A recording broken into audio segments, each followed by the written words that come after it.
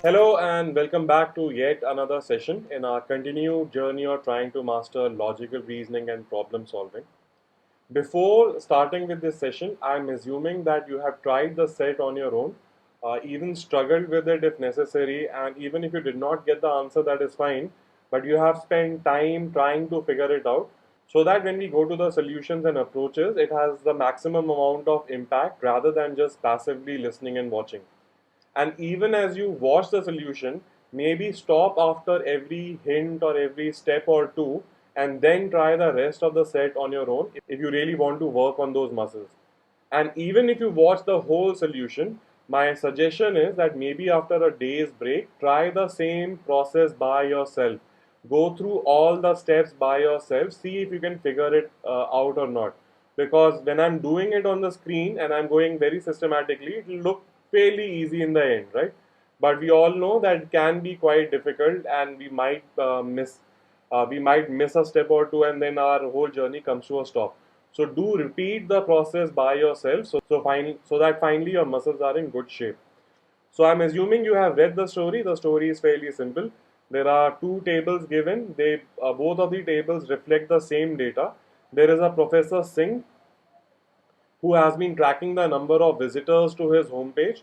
His service provider has provided him with the following data on the country of origin of the visitors and the university they belong to. So if I look at the data, I have 3 days, day 1, day 2, day 3, and I know which country has generated how many hits on a given day. So for example, Canada has generated 2 hits on day 1, India has generated a single hit on day 1, UK has generated 2 hits, and so on and so forth. And the same data is given in the form of universities. So on day 1, University 1 has generated a single hit, University 8 has generated 0 hits, University 7 has generated 2 hits. So after maybe the initial round of struggling, I'll figure out that my primary challenge is to match the universities to the countries or vice versa, right? So that is my main challenge. And if I approach this challenge and I start working with day 1, chances are that I will get stuck because there is a lot of data on day 1. And so, for example, Canada has 2 hits. So, a very simple thought process might say that University 2 in the second table also has 2 hits. So, University 2 might be from Canada. But if you think a little deeper, these 2 hits from Canada could be a single hit from University 1 as well as University 5. So there is that problem. Plus, if I look at Canada having 2 hits and University 2 has 2 hits, University 7 also has 2 hits. So I don't know where it's going to go.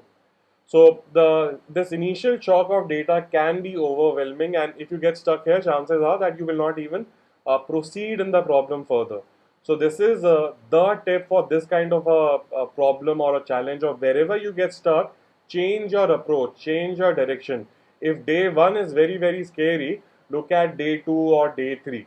So we will start our journey with day 3, and that is our pro tip for the day, that start from where the data is limited, where it is small, where you can grasp it in your hands easily. So let's start our journeys from day 3. I want to look at day three's data and start observing. On day 3, the data is very limited. UK has 2 hits. And if I look at the university table, University 4 also has 2 hits. So can I definitely conclude, and do stop and answer this question for yourself, can I definitely say that University 4 is from UK? Yes. Why? Because University 6 is the only other university with a single hit. If University 6 is from UK, where is that other hit coming from? And then University 4 cannot be from USA because University 4 is generating 2 hits and USA has only a single hit on the last day. So, fairly easy conclusion to make in the beginning, but in case you miss that, this is the full logic involved. UK is definitely from University 4, or to say University 4 is definitely from UK. From there, going to observe USA with a single hit and matching it with University 6 should not be too much of a challenge. So I can definitely say that University 6 is from USA. I have also color coded it so that you can see which data matches with which data in the other table. So this is my day 3 observation. I want to run the same process now for day 2, because if I observe even day 2 data is also fairly limited. I look at Netherlands, it has a single hit. I look at University 3 day 2 data, it has a single hit. So I can conclude using the same logic as earlier that University 3 is definitely from Netherlands. I observe India. India has 2 hits. University 8 has 2 hits. So I can definitely conclude that University 8 is from India. So notice the difference, notice the big difference. If you start with day 3, day 2 data, you can proceed in the problem. You are getting very small answers, very small steps.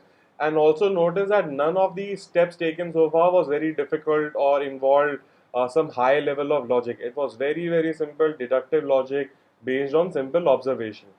Now with this some stability of data in my hand, some universities are already sorted out, I'm already feeling good about the set. Now finally I want to go to day 1 observations, and here also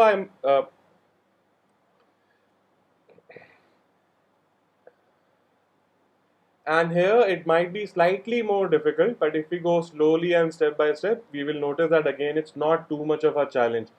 It's just the again initial shock of not getting certain or fixed answers or getting variable answers. But once you get used to that idea after like 3 4 sets, even that thought can be a beginning thought in your head that I know this is going to happen, so I should not let it throw me off or disturb me. So let's start with day 1 observation. I look at USA first because USA is already sorted for me.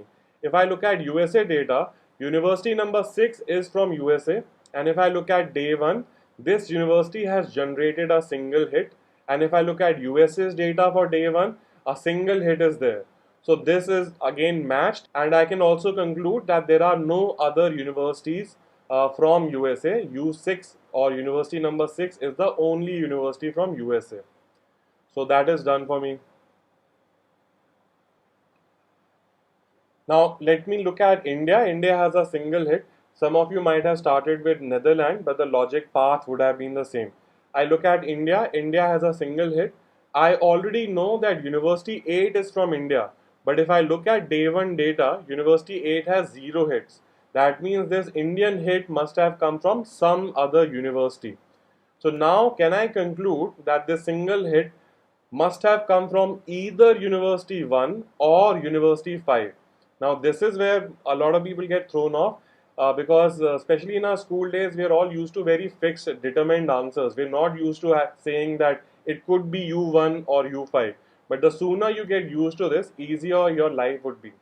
Even here you can slow down and practice your basic deductions. Can University 2 be from India? It cannot be, because University 2 has generated 2 hits and India only has a single hit. So therefore University 2 is ruled out, University 7 is ruled out, University 6 and University 4 and 3 were already ruled out belonging to other countries. U8 was also ruled out. So you are left with having U1 or U5 for India, and I have marked it by putting these 2 small orange boxes for University 1 and University 5. You can use this later to finally answer your questions, or you can capture it in your own format. I run the same process. I observe Canada has 2 hits on day 1. Now these 2 hits can only be from University 2 or University 7. Both of them have 2 hits outgoing. Can these 2 hits be one hit from University 1 and one hit from University 5? That thought may come into your heads, but again, run your basic deductive logic. Just in the previous step, you saw that one of these universities, 1 or 5, will definitely go to India, and therefore only one will be left. But you want overall 2 hits. Now, if you take one from here and two from the other university, it will become three. So again, it does not work for you. Therefore, you can say Canada's 2 hits must have come from either University 2 or University 7, and they cannot be one and run from University 1 and University 5, right? And hopefully, we also understand the reason why. So by now the process should be slightly more convenient and familiar to you. So maybe stop right now and try and work out the rest of the process by yourself. Always try and do that. for maths topics as definitely for all logical topics, because a lot of times you might not get the starting point in a problem.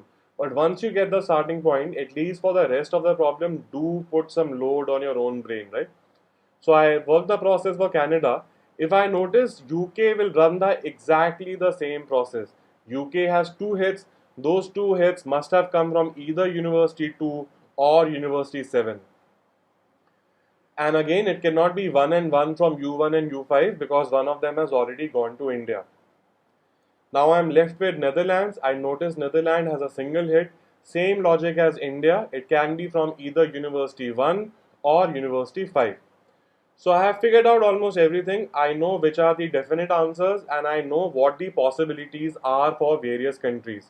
So maybe you can stop again right now and recapture the data for yourself and try the questions by yourself before watching the next part, uh, because you have worked out everything, but you still have to interpret this data according to the questions, which is not too much of a challenge, but I suggest doing it on your own again before watching the second part.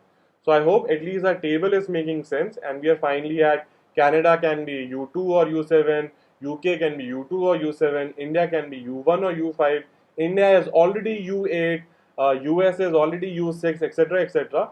So now all you have to do is consolidate this data. The challenging part is already over. I hope you try it by yourself before watching the next part.